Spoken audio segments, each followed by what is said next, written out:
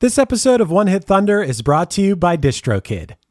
Christian Bale was preparing for his role in American Psycho, dressing the part, hitting the gym, getting his teeth redone.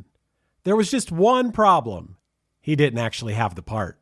Leonardo DiCaprio did. What Went Wrong is a podcast dedicated to the idea that every movie is a miracle. Join Lizzie Bassett and Chris Winterbauer every other week as they unearth the chaos and humanity behind Hollywood's biggest flops and most shocking successes. They aren't here to dunk on your favorite films. They're here to celebrate movies. As the New York Times said, they're movie industry people who truly love films and the people who make them. Listen to What Went Wrong wherever you get your podcasts. Hey there, One Hit Thunder listeners. Are you ready to take your music to the next level? Well, get ready to rock because this episode is brought to you by DistroKid, the ultimate digital music distribution service for artists like you. With DistroKid, you can easily upload your songs or albums to online stores and streaming platforms like Spotify, Apple Music, and YouTube Music, reaching fans all around the globe. But that's just the beginning. DistroKid offers a ton of awesome features like Hyperfollow, which helps you promote your releases and get pre-saves on your songs all for free. But wait, there's more. The DistroKid app is now available on iOS and Android. With the app, you can manage your releases, track your streaming stats, and even withdraw your earnings, all from the palm of your hand. And for those looking to perfect their sound, check out Mixia. This powerful tool allows you to put the finishing touches on your tracks in minutes, ensuring they sound polished and professional every time. But that's not all. DistroKid has just launched a brand new feature called Instant Share, allowing you to easily share large files securely with collaborators, producers, and more. With Instant Share, you can keep your music streaming at the highest quality while making the best impression possible. So what are you waiting for? Elevate your music career today with DistroKid and unlock a world of possibilities. Possibilities that I know all about because I've been using DistroKid for years. It's seriously great. If you haven't used it before, you're going to love it. And One Hit Thunder listeners get an exclusive offer, 30% off your first year with DistroKid by signing up at distrokid.com/VIP/OneHitThunder. That's distrokid.com/VIP/OneHitThunder.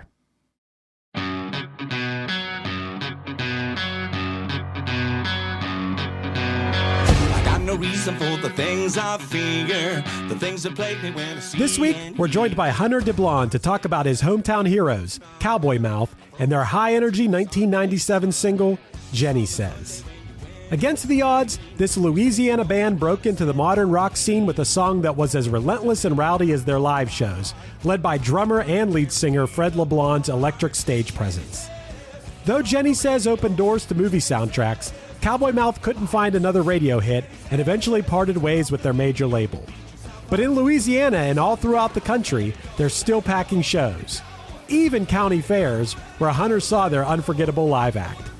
Join us as we dig into Cowboy Mouth's legacy and debate whether they're worth knowing beyond Jenny Says. No reason for the things I say. She turned toward me, then she turned away. There's lots of forces in a modern world that take their toll upon a modern girl.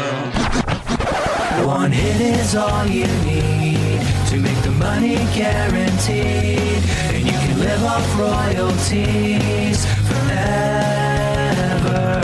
And it makes me wonder, is it just a wonder, or is it one hit thunder?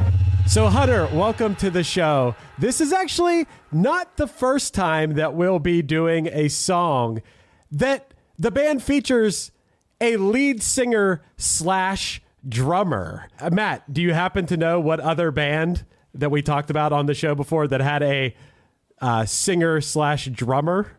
The drummer being the lead singer? Oh my God, I know that we talked about this. I was thinking about this when you sent me their performance on Regis and Kelly, because that was when I realized that their lead singer was a drummer. Yeah. And I was like, we've talked about this before. Oh, wait. Was it Jellyfish? It was Jellyfish. Yeah. That is right. I can't even think. I mean, I guess Phil Collins did some drumming and lead singing once in a while. Maybe Don Henley did. But other than that, I can't really think of too many lead Ringo singer Starr on like one song per Beatles album. Yeah, but he doesn't.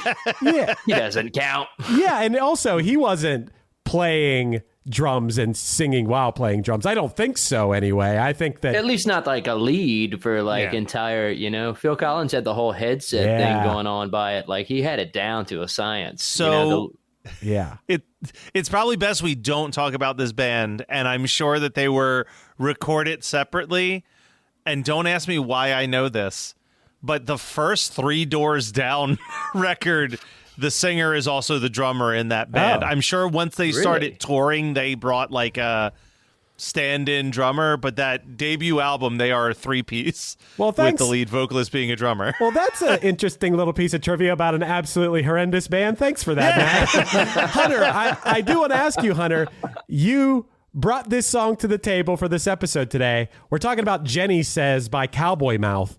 Did you know this song? Were you a fan of this song? Yeah. I am shocked that this song is on any list anywhere. Right. I apologize to Cowboy Mouth. So I actually know this song because I have a little bit of an internet confession. So I say that Newfound Glory was my first concert, but my first concert was actually Cowboy Mouth in 2001, 2000 at our, I don't consider it a concert because it was at our state fair.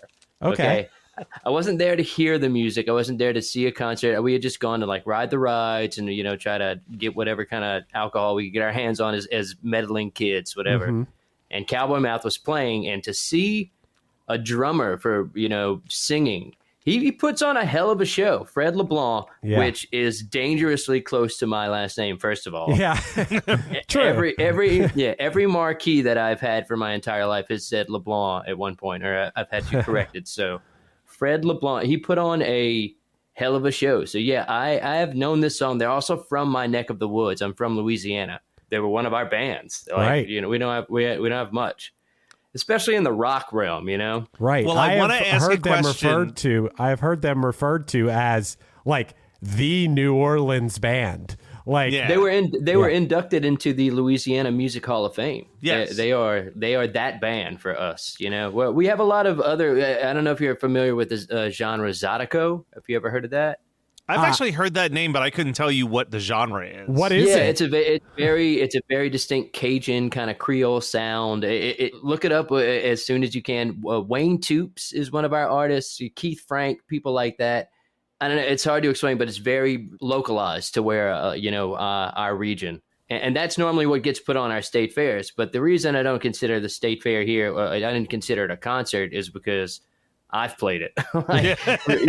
Wow. So I've played concerts. it twice.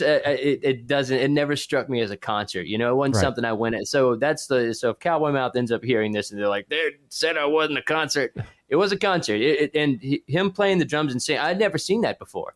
I had never seen a lead vocalist play drums and sing at the same time. Right. And they put him on the little riser up in the front and he spits water on everybody. It was, see him spin the sticks and stuff. It was cool. Well, so Fred and this song's origins come from a different group, though.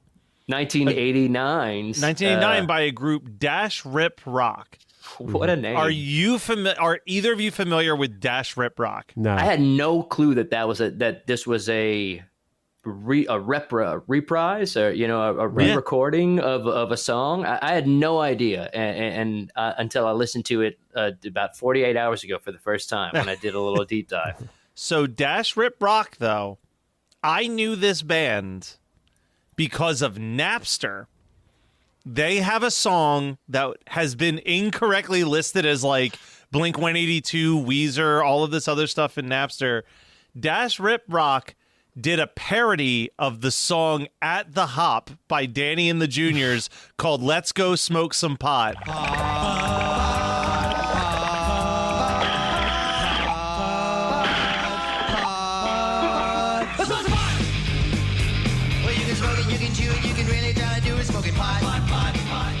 And it's still like I'll hear it on like radio stations on 420. They'll play this like "Let's go smoke some pot, oh baby, let's go smoke some pot." Wait, yeah, I know that one. That is Dash Rip Rock Fred on drums singing that song or doing that song. I was definitely victim to that file at one point. I might have intentionally downloaded it while trying to download stuff like Sublime, smoke 2 joints, and put my little half-baked compilation together or whatever it was. It may have come up, but like it is definitely one of those songs that was listed on Napster by every band name except for Dash Rip Rock. Gotcha. That same group also recorded the original version of Jenny Says. And then in 1992, Fred forms this band, the name coming from an early play by Sam Shepard and Patti Smith. You know, for people who don't know, Patti Smith, popular like post-punk singer from the 70s, most famous for the song Because the Night, which was later covered by 10,000 Maniacs. Oh, yeah. Sam Shepard, one of the producers of The Simpsons. So Patti Smith and one of the producers of The Simpsons apparently wrote a play called Cowboy Mouth at one point, and it became a band name. Like a weird Chat GPT word vomit right there. Yeah, I love that. And for those of you who haven't seen Cowboy Mouth, now, this is all new to me. I didn't know this song in the 90s, and I just found out about it now. But I really enjoyed watching live videos of them playing because, yes, we have talked a lot about Fred being the lead singer / drummer, but we didn't talk too much about his maniacal performance style. He is often described as a short, muscular guy with a heavy brow and piercingly intelligent eyes. But he is just a wild man on the drums. Just, you know why he's the focal point of the band when you see him perform, because he is the show. It's pretty cool. I was coming into this being like, what the hell is this song? And also, it's one of those episodes today where we are really stretching the definition of a hit. And calling this a one hit is a stretch. Yeah, how did it chart? How did this thing chart? It reached, I'll tell you this, it reached 26 on the Billboard mainstream rock chart in 1997. Now, Billboard has those like specialty charts of the past, like locked under a paywall, which I'm not willing to pay for this podcast. So what I did, instead of looking at what was on the charts in whenever they peaked at 26, I decided to just look at what were all of the number one hits in the year 1997. A little comparison on the mainstream rock chart. We'll see what they were up against. So the year started with Soundgarden's Blow Up the Outside World. Don't know it. And then it was unseated by Stone Temple Pilots' Lady Picture Show for 1 week. Okay. And then Soundgarden took its spot back for a week. Then we get into some long runs here. We got the Wallflowers' One Headlight for 5 weeks. Oh, yeah. Aerosmith, Falling in Love is Hard on Your Knees for 5 weeks. Terrible song. Precious Declaration by Collective Soul for 4 weeks. This is a terrible year for music. Yeah, don't remember that one. The Offspring, Gone Away for 2 weeks. Okay. A Sammy Hagar song that didn't even have a hyperlink on Wikipedia called White Little Lie for 5 weeks. Tonic, If You Could Only See for 5 weeks. All right. Have y'all done that one? We have not, because I think technically open up your eyes and you want it more. Both you wanted more. It was a big one. Collective Soul, Listen for 5 weeks. 2 Collective Souls. Aerosmith comes back with Pink for 4 weeks. And then this blew me away. The rest of the year, October 4th until the end of the year, for 16 weeks, the number one mainstream rock song was Days of the New Touch Peel Stand. Oh my God. Now, if that song title, I was going to say, if that song title doesn't stand out to you and you don't remember it, it's the one that goes, well, I finally found a reason. I don't need an excuse. That is some serious stepdad music right there. So that band, Days of the New, every time I think of my stepdad, that was like his, I'm not even kidding. It was Days of the New and then whatever the other project was. Tonic or Tantric? Tantric, yes. He fucking loved those bands. I don't know. Like, I have vivid memories of him drumming on the steering wheel to those bands. That's so funny. So the thing that I looked into this one time because I find it fascinating. So Days of New blows up with this idea that was essentially like, what if grunge but acoustic? Like that was like their whole ethos. And then after their first album, the lead singer fires everybody and gets a new group of guys. And all of the dudes that he fired form a separate band that continues to ask the question, what if grunge but acoustic? Called Tantric with their hit Breakdown. It's all Creed. Breakdown. It's all Creed light is what it is. It's so Creed light. Diet Creed is what it is. Let's talk about this song Jenny Says for a second, though, because I'm experiencing it for the first time in preparation for this episode.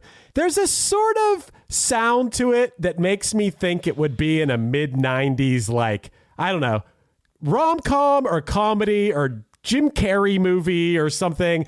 And just something about the sound of it, the presentation of this song. I come to find out that previous to Jenny Says becoming this minor hit, Fred actually produced the album A Different Story by a band that we did way previously on One Hit Thunder, Dead Eye Dick, which featured the song New Age Girl, which of course was featured in Dumb and Dumber. So it makes sense that this song would also just kind of have something about the sound of it that makes it go along with that.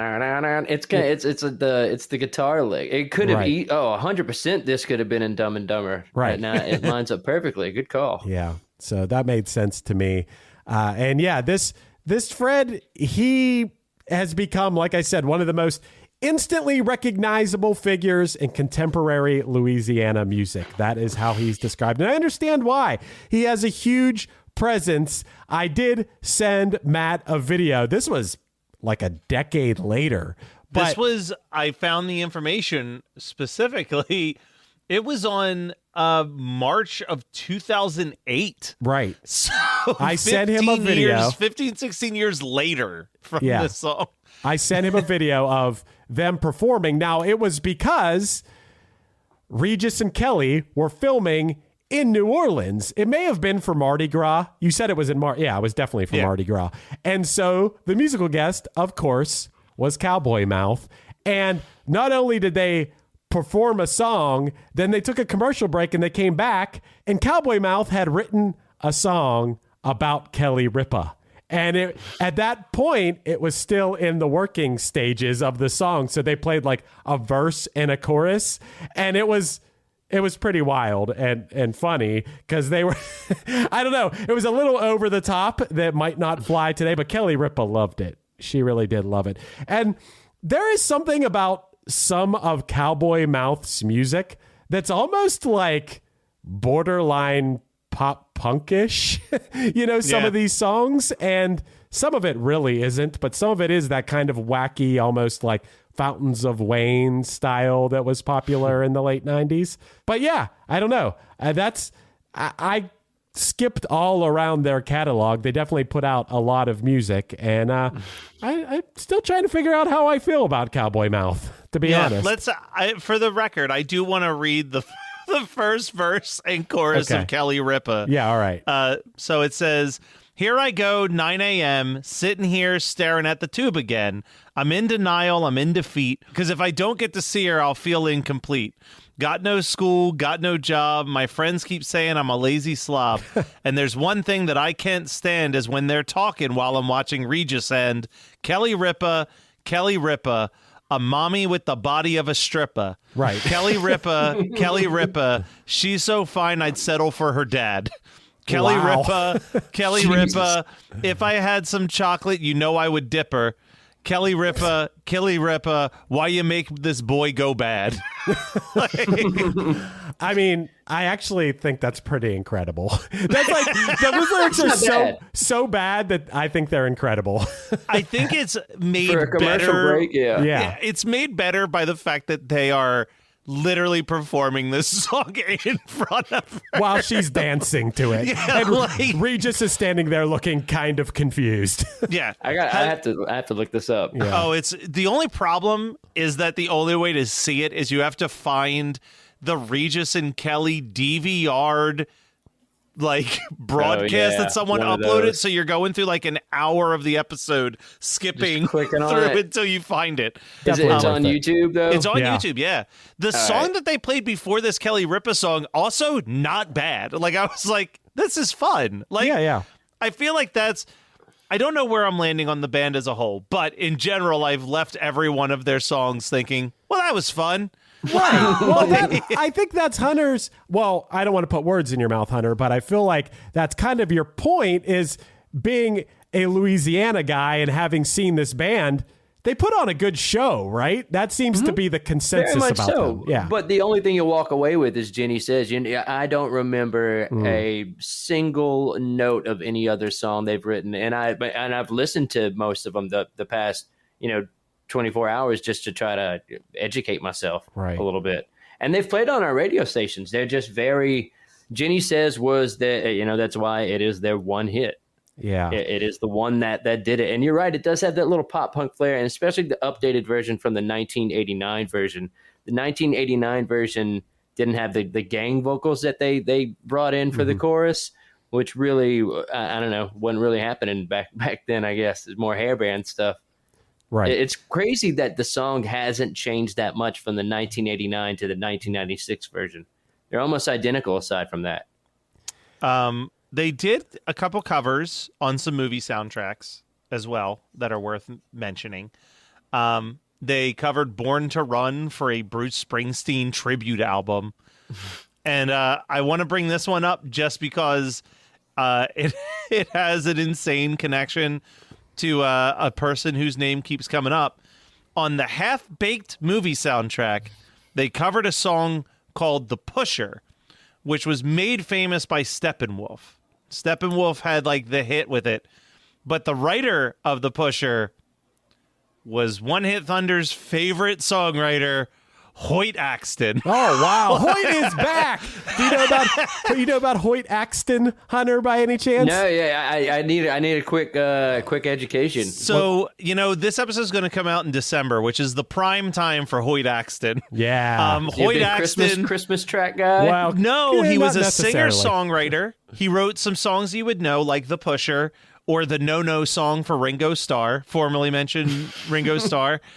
Joy to the World by Three Dog Night. That was his writing. But most people would know him as the dad from Gremlins. Oh, really? He plays the inventor dad in Gremlins. Yeah. Oh, my God. I used to have Gizmo dolls everywhere. That is such a fun fact. Wow. Wild. That Hoyt Axton, he's always He is a songwriter? Yeah. Oh, yeah. And you know what? I'm not going to lie. Looking at this picture, kind of looks like Fred from Cowboy Mouth a little bit. There he is. Our boy Hoyt. Joyful smile and just intelligent eyes. Is that how he was described? Yeah. A heavy brow and intelligent eyes is how he was described. And I forget what Fred looks like, but I don't know, for some reason my I don't know if it's Mandela effect, but when I try to think of a picture of him, I think of Drew Carey without glasses almost. Not too far off, actually. It's my mind. If like somebody asked me to draw like a portrait, or like if I had to go into the police station and they were like, describe this man, or so I would probably say Drew Carey without glasses, but Sure. like a buffer. I don't know. I was going to say their follow-up question would be like sitcom Drew Carey or Price is Right Drew Carey. Yeah, or which era of Price is Right Drew Carey? Sitcom Drew Carey, like old Drew Carey. Right. I think Drew that Carey works. show. I think that's an accurate description. When you think about businesses that are selling through the roof, like Aloe or Allbirds, sure, you think about a great product, a cool brand, and great marketing. But an often overlooked secret is actually the businesses behind the business, making selling, and for shoppers, buying, simple. For millions of businesses, that business is Shopify. Nobody does online business better than Shopify. It's home of Shop Pay, the #1 checkout in the world. You can use it to boost conversions up to 50%. meaning way less carts going abandoned and way more sales going through to checkout. Sign up for your $1 per month trial period at shopify.com/income, all lowercase. Go to shopify.com/income to upgrade your selling today. That's shopify.com/income. Bored at home? Head over to Chumba Casino and join some serious social casino fun. With hundreds of games at your fingertips, no purchase necessary. You can play anytime, anywhere. There's a special welcome bonus waiting for you when you sign up. Play for fun, play for free, and you could even redeem some great prizes. Visit ChumbaCasino.com and get ready to reel in the fun. Sponsored by Chumba Casino. No purchase necessary. VGW Group. Void where prohibited by law. 18 plus terms and conditions apply. This episode is brought to you by AWS. Amazon Q Business is the new generative AI assistant from AWS. Many tasks can make business slow, like wading through mud. Help! Luckily, there's a faster, easier, less messy choice. Amazon Q can securely understand your business data to help you streamline tasks, like summarizing quarterly results or doing complex analyses in no time. Q got this. Learn what Amazon Q Business can do for you at aws.com/learn more. Hello everyone, we're Superhero Stuff You Should Know, and if you think you know about superheroes and comic books, think again. We got romance, we got action, Romance? we got comedy, we got everything you need, man. Come on down to Superhero Stuff You Should Know for all your superhero needs. I don't know about this romance. What part are you talking about? We've got all kinds of sketches, and then deep dives on top of that. Come on down to Superhero Stuff You Should Know. Alright, so come on down to... Wait, why did I say come on down? To Superhero Stuff You Should Know. So one of their albums, Chris, I'm not sure if you saw this connection, a portion of their album, Voodoo Shop, which was the one that paid tribute to New Orleans and had a bunch of songs about Hurricane Katrina, was recorded and produced by Mitch Allen of SR-71. Oh, wow. Okay. That makes sense.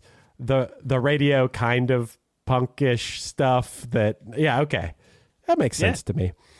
Hey, I have some thoughts on this band, I suppose, but before we get to the Thunder or Blunder section of the show, do you guys want to play a game? I brought a game. I'm always down for some trivia or some type of game. Well, as I stated earlier, this song and this band sounds like something straight out of a like rom-com or a comedy movie from the 90s. It just sounds like something that would be on the soundtrack. So today, all of these questions have something to do with a 1997 comedy or rom-com. You have to name the movie. Matt, do you think you're going to be good at this? Oh, I think I'm going to crush at this. Oh, My man. life is rom-coms from the 90s. Are you kidding me? I was 11, so Okay. yeah. Well, I was Possibly. 12. We're not too far off, but I was a rom-com loving 12-year-old. okay. All right. Well, here's it. I'm going to ask a question, and you got to buzz in. You can buzz in by, I don't know. I always try to think of something clever related to the artist. I don't know anything. What's this I'll guy? be Mouth if Hunter wants to be Cowboy. Okay, yeah. If Buzzer, you know I have a buzzer right here. Oh, yeah. Hey, Batteries well, are dead. Hunter, if you want to buzz in, you say Cowboy, and Matt, you'll be Mouth. That's how you buzz in.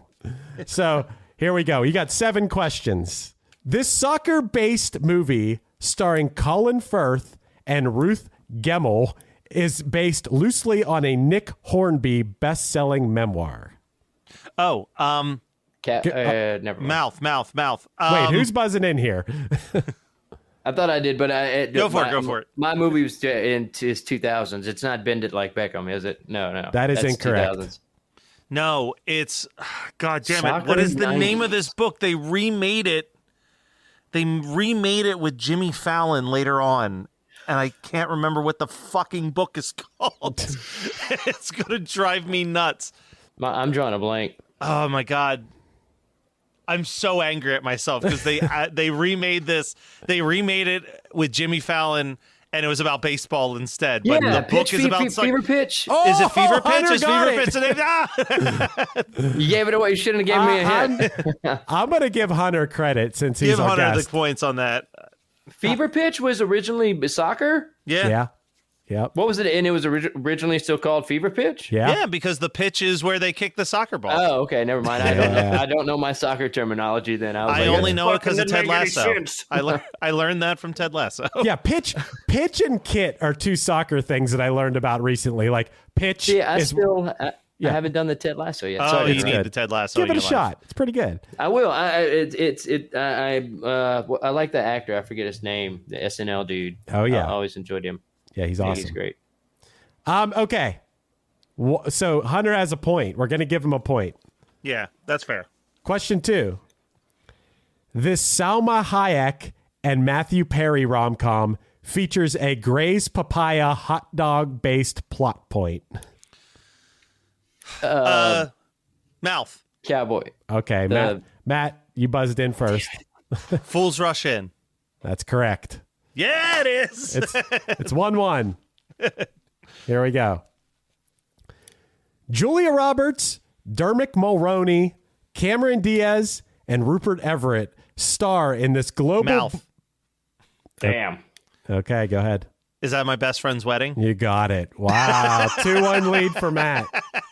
Do you want to finish the question real quick? Yeah, I had no idea who the second Well, actor it was. So my brain clocked out, and then I heard Yeah. Julia Roberts and Cameron Diaz. I was like, well, it's the only fucking one they're in together, right? Yeah. I was going to say they star in this global box office hit that featured a number of Burt Bacharach / Hal David songs. Oh, That's My Best Friend's Wedding. Okay. So Matt takes a 2-1 lead, but we still got a ways to go here. Long before Tinder or Bumble, Roger Ebert gave this 1997 Janine Garofalo. Go. Oh, never mind. Sorry, I was gonna go. I was gonna go. You've Got Mail, but it's. But then he said Janine Garofalo. It's all right. Oh no! I The already truth know what about the cats and answer is. dogs. Yeah, no, he got it. He got it. No, he did not get it. Damn, we both. Didn't get it. It's not the truth about cats and It dogs. is not. Oh, I know what it is. Sorry, mouth. What? Go ahead. It's The Matchmaker. It is The Matchmaker. Damn.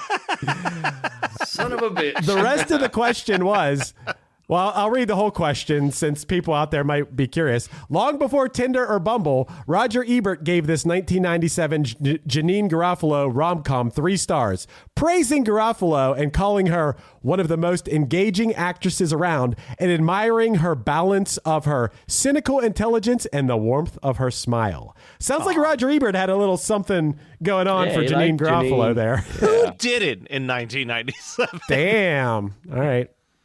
All right, Matt takes a 3-1 lead. Woo!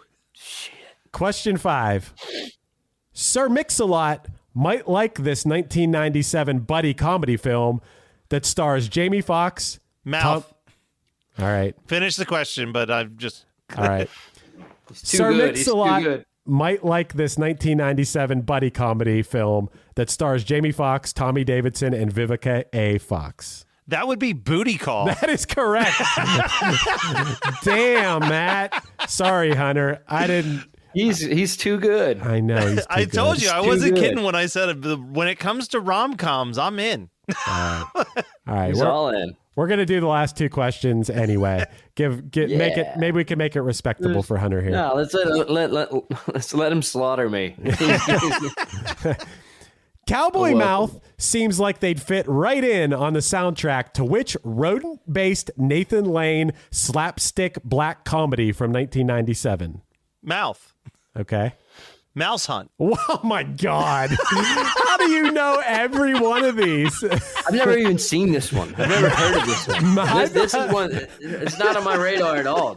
Mouse Hunt? Mouse Hunt. Mouse Hunt was the shit when I was a kid. Mouse Hunt. He inherits a house that he's trying to flip to sell, but there's a mouse loose, and then it's just like a Three Stooges movie from that point on. Yeah. All hell breaks loose.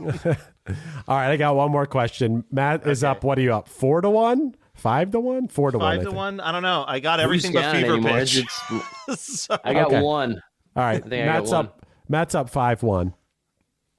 Starring Jennifer Aniston, Jay Moore, and Kevin Bacon, this 1997 rom-com centers around a young advertising executive's life, which becomes increasingly complicated when, in order to impress her boss, she pretends to be engaged to a man she just met. I don't remember this one. This was not a successful Jennifer Aniston movie, I don't think. So yeah, I don't remember Kevin Bacon and Jennifer Aniston and anything together. Or Jay Moore. The amount of Jay Moore movie options is very limited. Jay Moore was in it. Yeah. I used to love Jay Moore. Yeah. I want to say I'm going to tap this one out. Yeah. That would be Picture Perfect.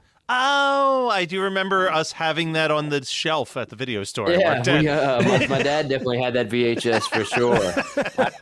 It never enticed me enough to pop it in.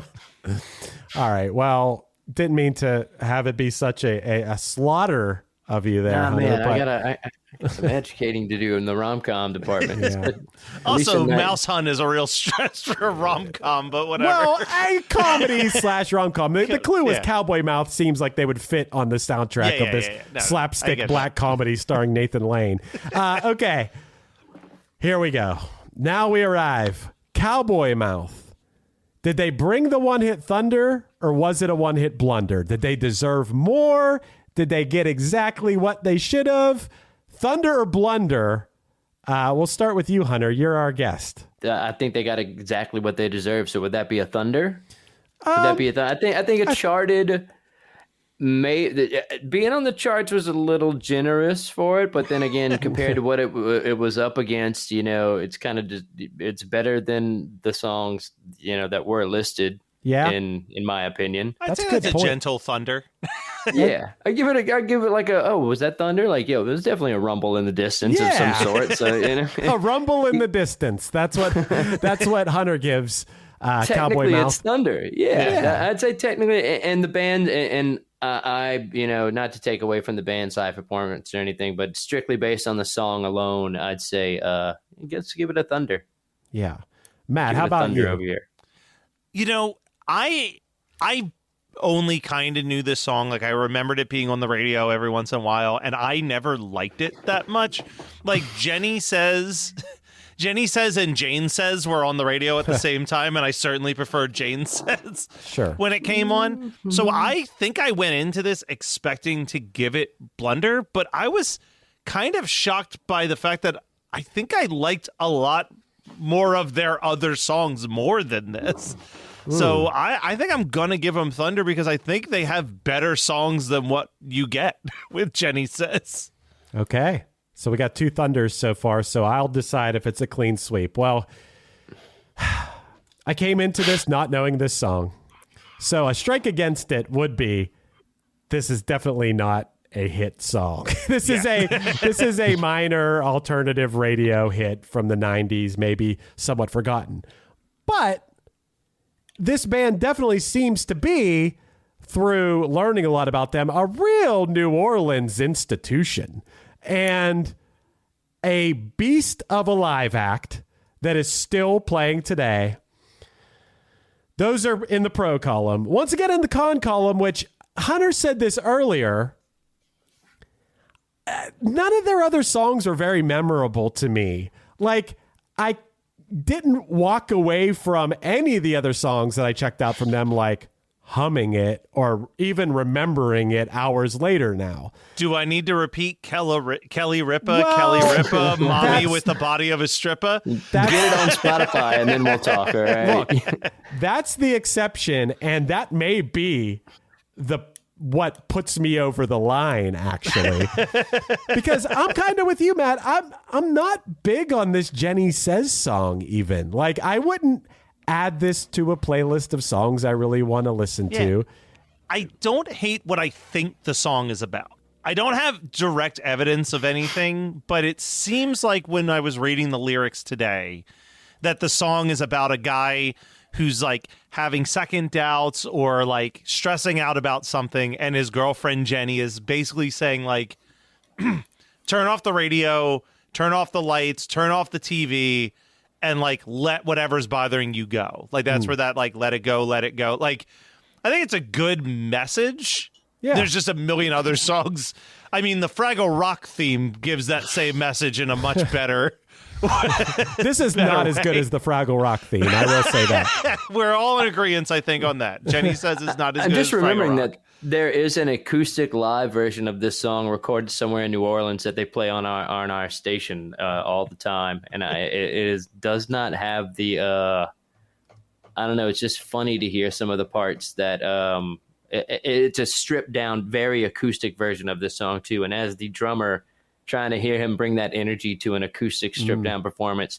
If I can get my hands on the track, I'll send it to you guys. But something is comical about it. I can't explain it. The drums are so essential. The fact that he is playing and performing the song while playing drums is a big part of what makes the song good. Like watching the music video for it makes you like it more. Absolutely. The fact that like I said, the only thing I walked away from from that first concert, I just sold myself out by calling it a concert, but it was his performance, man, playing the drums and singing and owning it like he does. He definitely puts on a hell of a show, and it makes the band. I don't think they would be, that song is not substantial enough for them to have a career based off of that one hit. So yeah, the live performance goes a hell of a long way for this band. Right. And this song, and then they do a lot of covers. I saw they did a cover of Iko, and like they do a lot of covers, and then they have a song like the Kelly Ripa one we brought up. It's like Novelty. A New Orleans institution, and they're still playing today. That would put me over the line of saying Thunder here to make it a triple Thunder. I just think like maybe a little lacking in the memorable songs department. That's all. But I say this is certified Thunder, and that's pretty cool. Thunder. Pretty cool. You know who else is certified Thunder, Chris? I do. That would be our friend Hunter, who, for anyone who doesn't know, is a fabulously talented pianist, singer, performer, and has shows of his own. Hunter, I'm going to let you tell the people where to find you, what to check out from you. I know you have exciting stuff to talk about, and you always have stuff going on. So what's happening? What should people check out in the world of Hunter? Which, by the way, I do want to say you were pronouncing as Fred LeBlanc. You weren't.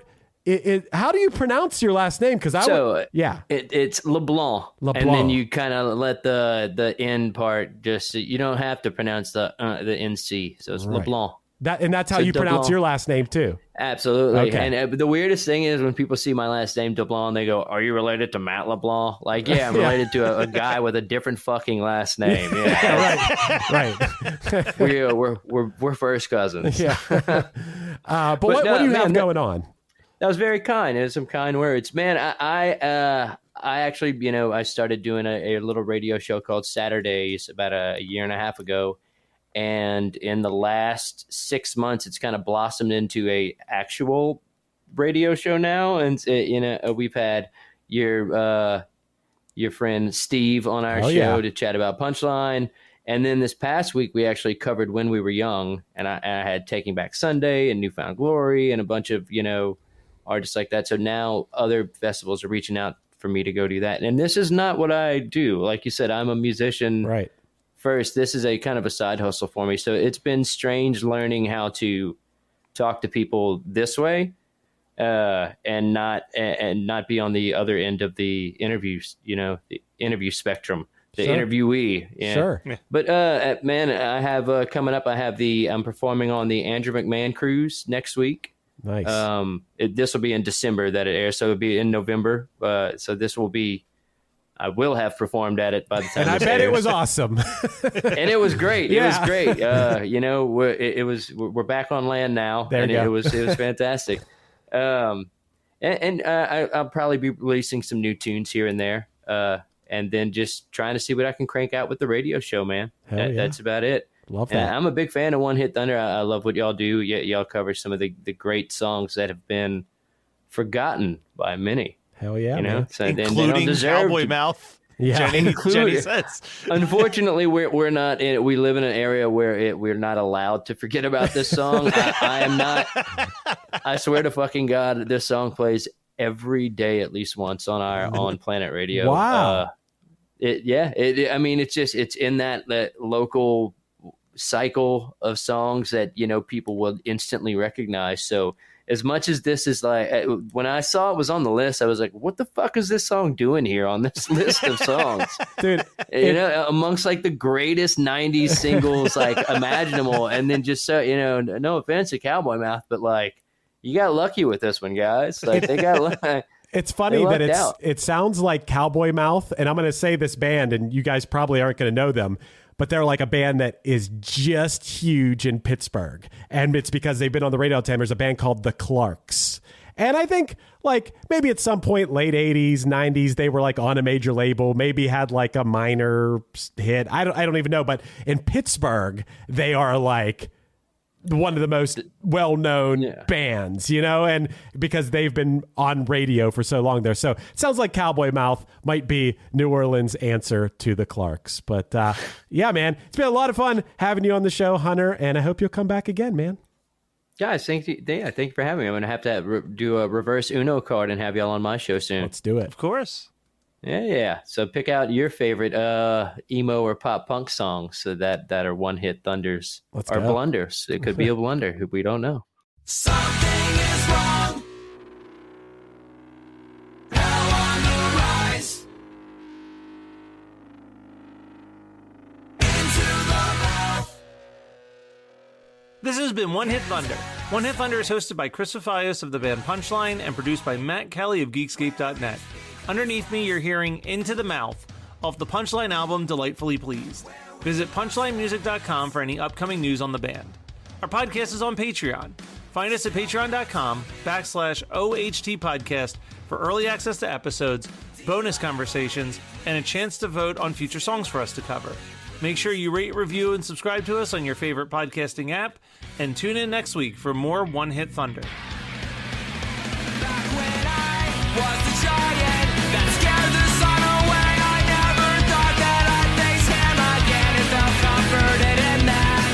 And then he emerged so quick into the ground, and what happens next is anybody's guess, but we'll always be around.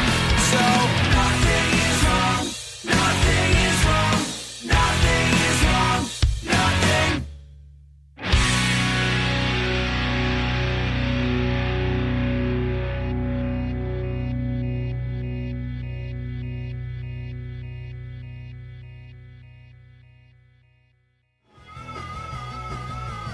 You're listening to the Geekscape Network. When you're on the go and it's time to refresh your energy, grab an ice-cold Celsius Arctic Vibe, where 0 sugar, 7 essential vitamins, and proven ingredients meet the pure refreshment of frozen berry. Unlike traditional energy drinks, each sip of Celsius is a perfect balance of flavor and function. So whether you're hitting the gym, the office, or your next adventure, grab an Arctic Vibe at your local retailer or visit Celsius.com to learn more. If you're into music, and if you're listening to One Hit Thunder, I assume you probably are, I've got a podcast for you to check out, Gig Gab. It's labeled as the show for working musicians, and it's a fascinating and entertaining look behind the scenes and what it takes to put a live band on stage.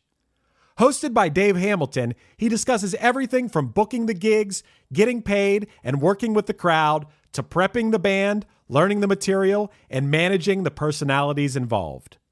And while the show is said to be for musicians, a surprisingly sizable chunk of their audience are music fans who just love hearing about how the sausage is made. So if you're a fan of live music, playing it or watching it be played, be sure to check out Gig Gab at giggabpodcast.com or wherever you get your podcasts. When you're part of a military family, you understand sacrifice and support.